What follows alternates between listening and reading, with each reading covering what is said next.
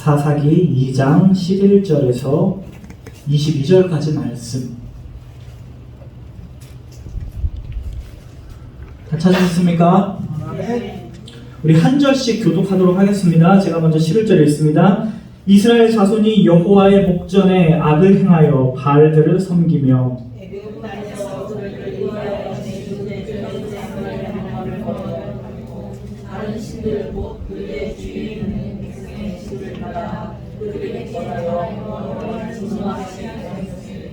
곧 그들이 여호와를 버리고 바알과 아스타롯을 섬겼으므로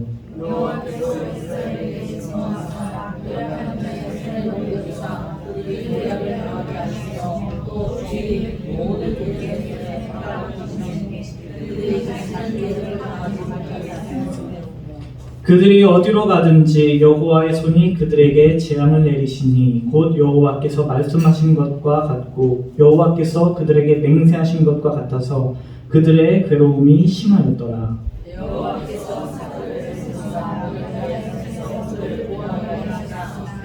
그들이 그 사사들에게도 순종하지 아니하고 오히려 다른 신들을 따라가 음행하며 그들에게 절하고 여호와의 명령을 순종하던 그들의 조상들이 행하던 길에서 속히 치우쳐 떠나서 그와 같이 행하지 아니하였더라. 여호와께서 그들을 위하여 산하세 그들의 지도시니 그 사사와 상하셨고 그 사사가 3달 동안 여호와께서 그들에게 은혜로 하셨으니 이는 그들이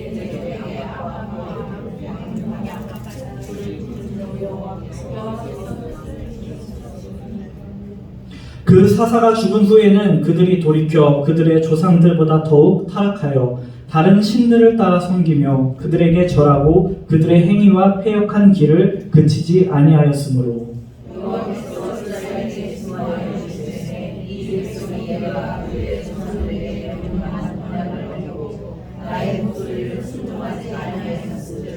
나도 여호수아가 죽을 때에 남겨둔 이방 민족들을 다시는 그들 앞에서 하나도 쫓아내지 아니하리니 이는 이스라엘이 그들의 조상들이 지킨 것 같이 나 여호와의 도를 지켜 행하나 아니하나 그들을 실험하려 함이라 하시니라.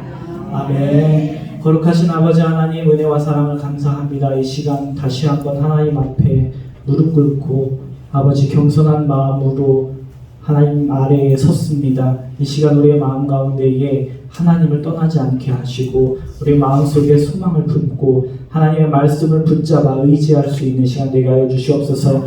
하나님의 말씀을 통하여서 하나님께서 말씀하여 주시고 성령님 인도하여 주시옵소서. 이 모든 말씀 우리 주 예수 그리스도의 이름으로 기도드립니다. 아멘. 할렐루야.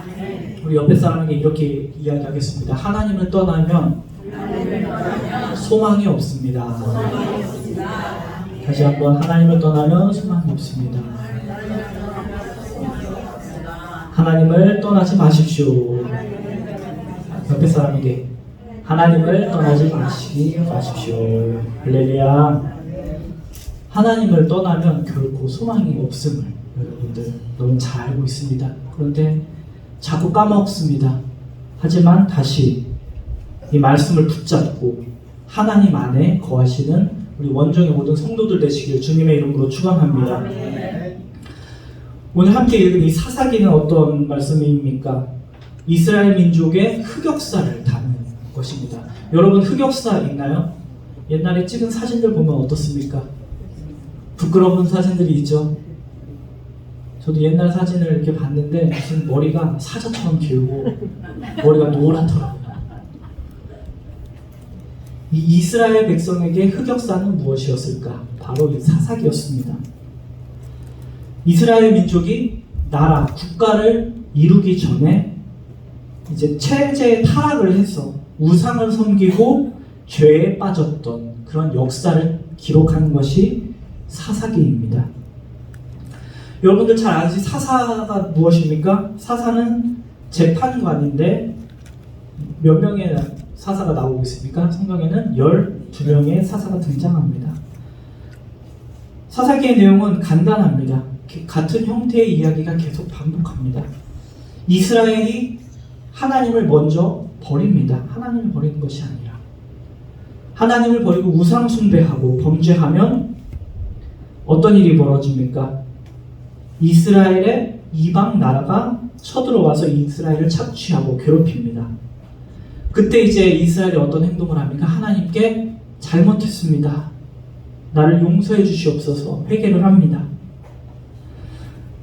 우상에게 떠나고 악에서 돌이키겠다고 하나님께 기도합니다. 그때 누구를 세웁니까? 사사가 나타나서 그 이방인들을 내쫓고 그들을 구원합니다. 그런데 시간이 지나면 또 어떤 일이 벌어집니까? 이스라엘이 다시 하나님을 버리고 하나님께 범죄하는 역사, 이런 악순환의 연결고리를 나타내는 것이 오늘 저와 여러분이 읽었던 사사기입니다. 그런데 사사기의 이런 악순환의 연결고리, 이 원인에 대해서 분명하게 말씀하고 계십니다. 우리가 2장 11절부터 읽었는데 우리 그 앞절 2장 10절을 한번 읽어보도록 하겠습니다. 2장 10절입니다. 시작. 그 세대의 사람도 다 그 조상들에게로 돌아갔고 그 후에 일어난 다른 세대는 여호와를 알지 못하며 여호와께서 이스라엘을 위하여 행하신 일도 알지 못하였더라. 아멘. 이 말씀이 무엇입니까? 이스라엘의 그 신앙이 자녀들에게 전승되지 않았다는 말씀입니다. 오전 설교에도 말씀드렸듯이 부모 세대가 바른 믿음을 잘 전달하지 못했기 때문에 그들은 그 다음 세대들은 신앙을 완전히 잃어버리게 된 것입니다. 사랑하는 원종의 성도 여러분, 하나님께서 저와 여러분을 구원하신 이유 중에 하나가 또 무엇일까? 여러분들의 신앙을 계속해서 전수하라는 것입니다. 할렐루야. 그렇기 때문에 내가 아무리 하나님의 음성을 들었고 내가 많은 하나님의 기적을 체험을 했고 하지만 그 신앙이 이어내려지지 않으면 소용이 없다는 것입니다. 이것을 실패하면 우리는 사사기의 역사를 통하여서 하나님이 강력하게 분명하게 경고하고 교훈하고 있는 것입니다. 먼저 우리가 11절에서 13절까지 보면 이스라엘 자손들이 하나님을 떠났습니다. 하나님을 버렸습니다. 누구와 누구를 섬겼다고 나옵니까? 바알과 아스타로. 여기서 바알이라는 신은 풍요를 상징하는 신, 비와 폭풍우를 주관하는 신이었습니다. 장마가 되었죠, 여러분들? 비와 폭풍우 굉장히 싫습니다. 왜 싫어요, 여러분들? 교회에 비가 자꾸 새니까. 그리고 이 아스다롯이라는 신은 그 바알 신의 배우자였습니다. 사랑과 전쟁의 신. 그런데 문제는 이 신들이 둘이 뭐라고 했죠? 둘이 부부라고 했습니다. 그런데 입에 담기 어려울 정도로 굉장히 퇴폐하고 음란한 신들이었다는 것입니다. 그래서 이 말씀을 전할 때 여러분들 다 성인이시죠? 괜찮습니다. 그래서 가나안 사람들이 어떻게 이야기를 했느냐, 이 바알과 아스다롯이 음란한 행위를 할 때 그 땅이 비옥해지고 풍성하게 수확할 수 있다라고 그들은 생각을 했습니다. 그래서 바알과 아스다롯 신들을 위하여 제사를 지낼 때 그들은 그 신들을 자극하기 위해서 음란한 행위를 자행했다고 합니다. 아마 그들의 제사라는 것은 차마 눈뜨고 볼 수 없고 부패하고 타락한 그런 축제가 될 수밖에 없었던 것입니다. 그런데 여러분들, 우리가 이해가 되지 않는 부분들, 이스라엘 백성들이 하나님을 버리고 이처럼 추악한 이방의 신을 어떻게 섬기게 되었을까? 왜냐하면 이스라엘 백성들은 하나님의 백성들이었습니다. 그 가나안 땅에 들어올 수 있었던 것도 그들의 힘이 아니라 하나님이 인도하셨고 하나님이 함께 하셨기 때문에 그 땅에 정착을 해서 하나님의 은혜를 체험했고 그들은 강한 민족적인 자부심이 있었을 것입니다. 그런데 이런 이스라엘 백성들이 하나님을 버리고 타락의 대명사이자 더럽고 추악하고 음란한 우상이었던 바알과 아스타롯을 섬겼던 이유, 그 이유는 무엇일까? 그 이유는 이것입니다. 의와 불의를 적당하게 타협했기 때문에. 여러분들 잘 알듯이 이스라엘 백성들은 뭘 하던 사람들이었습니까? 대부분 목축업을 하는 사람들이었습니다. 그런데 가나안에 정착을 했으면 이제 어떤 생활을 해야 합니까? 당연히 농사를 지어야 합니다. 그런데 목축업을 했던 사람들로서 농사를 짓기가 굉장히 어렵습니다. 여러분들 농사가 쉽습니까? 어렵습니까? 다 어렵죠. 여러분들은 다 농사를 지었죠? 다 끄덕끄덕 하시네요. 죄송합니다. 이 소와 양을 치던 사람들이 1년을 보고 농사를 지으려고 하는데 굉장히 어려운 겁니다. 심기만 하면 다 죽어버리고, 자라나 싶었는데 열매도 조그맣고. 그런데 가나안 사람들이 맺은 열매를 보면 어떻습니까? 아주 씨알도 굵고 농사 기술이 굉장히 발달했던 것입니다. 그렇기 때문에 그들의 눈에 이 가나안 사람들이 그럴싸하게 보였던 것입니다. 그러면서 그들은 자연스럽게 타협하기 시작한 것이었습니다. 그래서 아마 이스라엘 백성들은 생각했습니다. 아니, 저 사람들한테 우리는 당연히 우상을 배우지 말고 그냥 농사법만 배우자. 이런 타협, 적당한 선의 타협이 어떻게 됩니까? 다음 세대에 가서는 점차 확고해져서 나중에는 자연스럽게 바알과 아스타롯을 섬기게 되는 이런 타락의 길로 빠졌던 것입니다. 그런데 여러분, 하나님께서 이스라엘 백성들에게 가나안 땅을 주셨던 이유는 무엇입니까? 가나안 사람들이 우상을 섬기며 타락의 끝에 서 있었기 때문에 하나님은 이스라엘 백성들이 악에 물들까 두려웠습니다.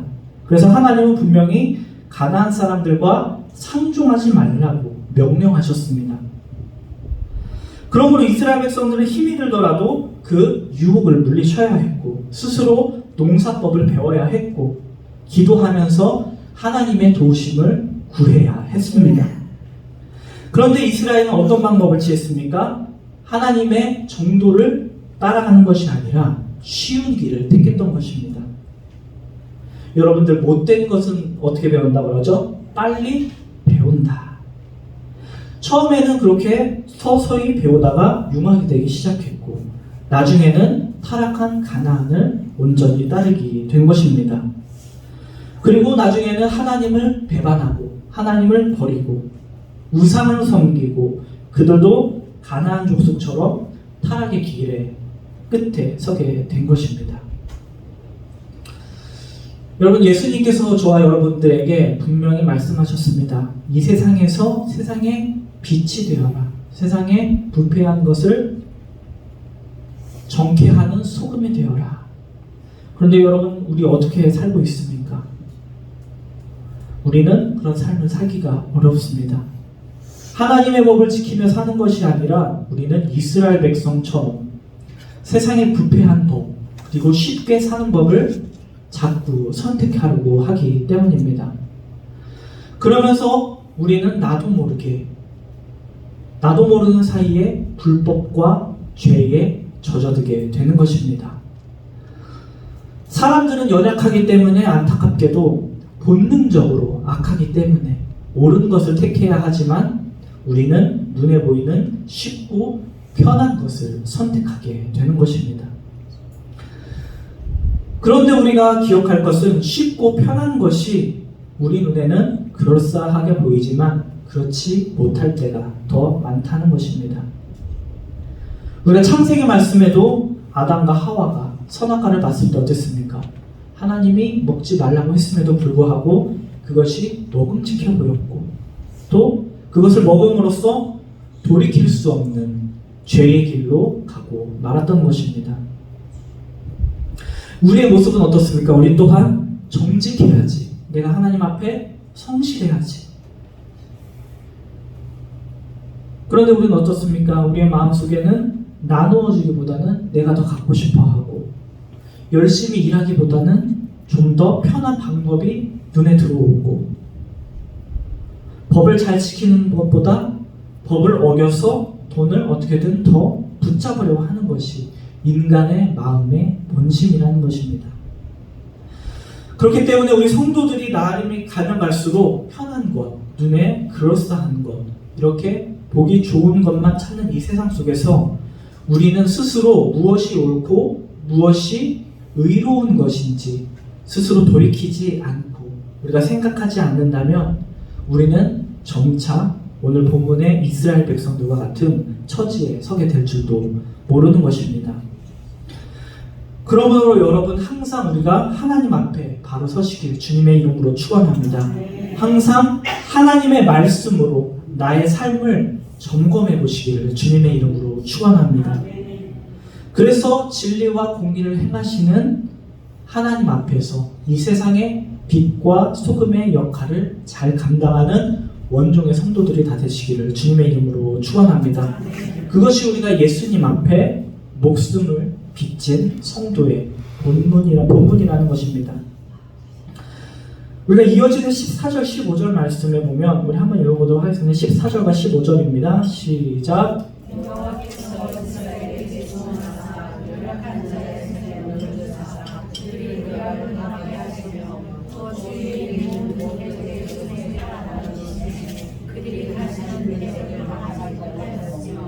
그들이 어디로 가든지 여호와의 손이 그들에게 재앙을 내리시니 곧 여호와께서 말씀하신 것과 같고 여호와께서 그들에게 맹세하신 것과 같아서 그들의 괴로움이 심하였더라. 아멘.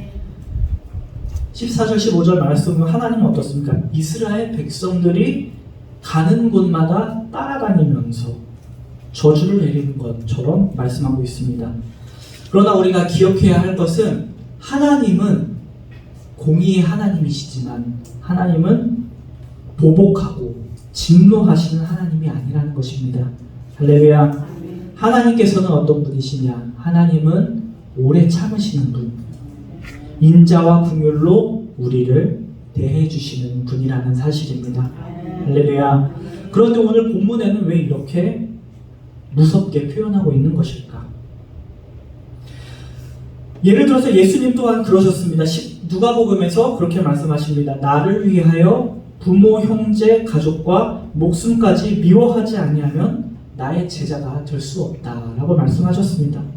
이 말씀을 우리가 문자 그대로 해석을 하면 그러면 내가 가족을 미워해야 하는 건가 라고 하는 말씀이 아니라는 것입니다. 오히려 우리 부모, 형제, 가족을 사랑하되 하지만 예수님의 사랑은 그 이상이어야 한다라는 의미를 담는 것과 같은 것입니다. 그러므로 하나님이 그들이 이스라엘 백성들이 가는 곳마다 재앙을 내리셨다라고 하는 의미는 우리가 어떻게 해석을 해야 합니까? 하나님의 진노의 표현임과 동시에 하나님의 사랑의 표현이다라고 받아들여야 하는 것입니다.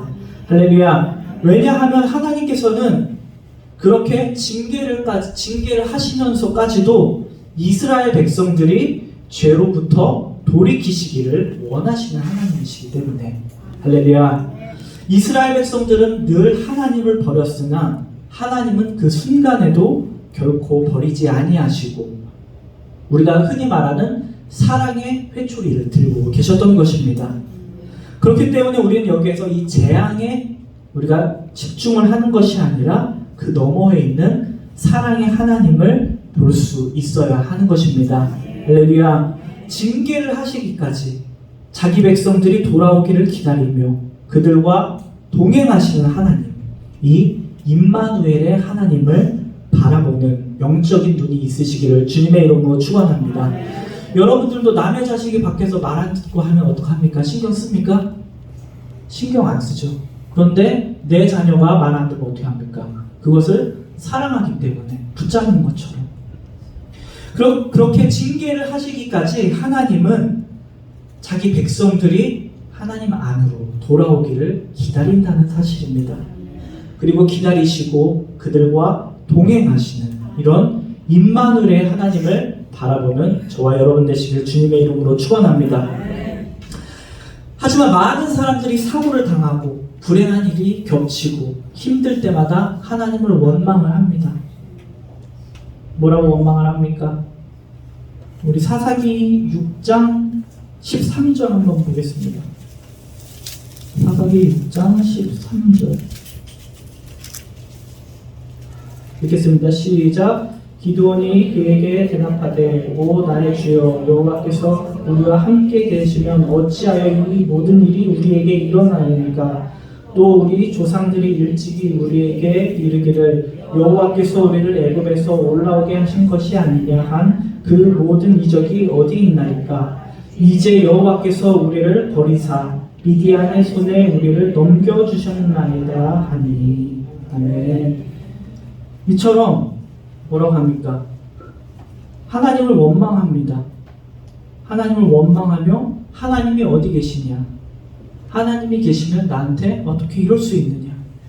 심지어 하나님이 나를 버렸다라고 생각을 하기까지 합니다. 그러나 여러분 우리가 반드시 기억해야 할 사실이 있습니다. 이 땅에 하나님께 버림받은 사람은 단 한 사람밖에 없습니다. 누구입니까? 바로 우리를 대속제물을 삼으신 십자가에서 죽으신 예수 그리스도밖에 없으시다. 엘리 엘리 라마 사박다니 무슨 뜻입니까?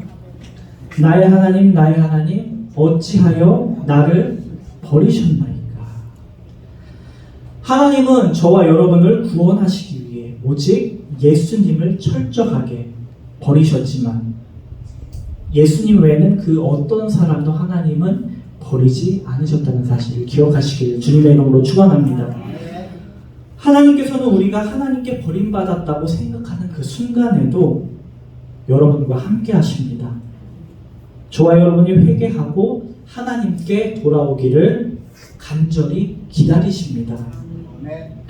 그렇기 때문에 우리의 삶이 너무 어렵고 힘들고 절망 가운데 빠져 있을지라도 우리는 지금도 저와 여러분과 함께 하시는 하나님을 기억하시기를 주님의 이름으로 축원합니다.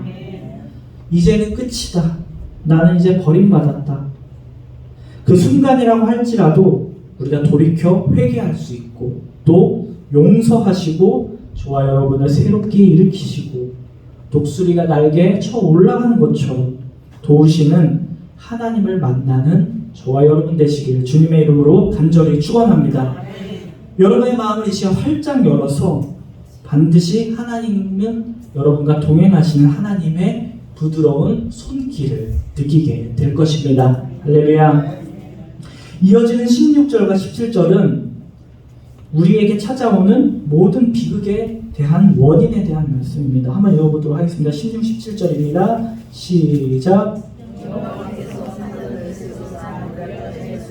그들을 구원하게 하셨으나 그들이 그 사사들에게도 순종하지 아니하고 오히려 다른 신들을 따라가 음행하며 그들에게 절하고 여호와의 명령을 순종하던 그들의 조상들이 행하던 길에서 속히 치우쳐 떠나서 그와 같이 행하지 아니하였더라. 아멘. 우리가 성경을 읽어보면 참 이스라엘 백성들은 참 고난과 슬픔의 역사의 그런 민족이었음을 깨닫게 됩니다.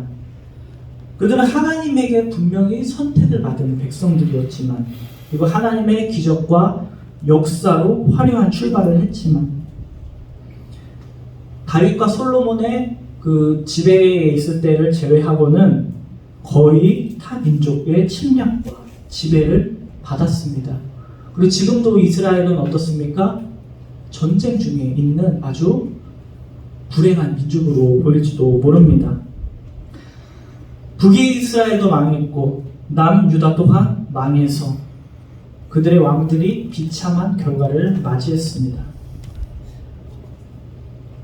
그리고 2차 대전 당시에 또 어떤 일이 벌어졌습니까? 독일 나치에 의해 유대인 학살 무려 600만 명이나 죽는 일도 있었고 지금도 이스라엘은 평안하지 않은 그런 발걸음을 걷고 있습니다. 그럼 여러분, 하나님께서 이스라엘 백성들에게 은혜를 베풀지 않았기 때문에 이러한 일들이 일어났을까?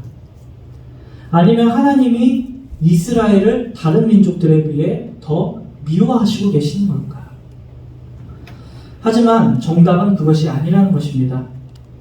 이스라엘은 분명 만민 중에 하나님께서 선택하신 선민이고 하나님의 특별한 보호와 사랑을 받은 민족임은 틀림없습니다. 또 하나님께서 그들을 사랑하셔서 많은 선지자를 보내주시고 축복의 길을 말씀하셨고 또 예수님 또한 이스라엘 백성들을 특별히 생각하셨을 것입니다.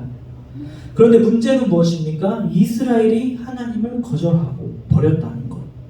여기서 그들의 비극이 시작되었고 아픔이 있었던 것입니다.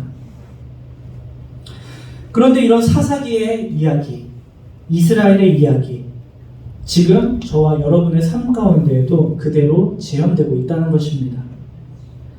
저와 여러분에게 찾아오는 모든 아픔과 고난과 슬픔 또한 하나님이 저와 여러분에게 은혜를 베풀어 주시지 않으시기 때문이 아니라 어쩌면 우리가 하나님을 거절함으로 그 은혜를 잊지 못하기 때문에 비롯되지는 않았을까라는 말씀입니다. 하나님께서는 분명 저와 여러분에게 100배의 복을 주시기를 원하는데 우리는 그 하나님을 온전히 의지하지 못하는 것과 같습니다.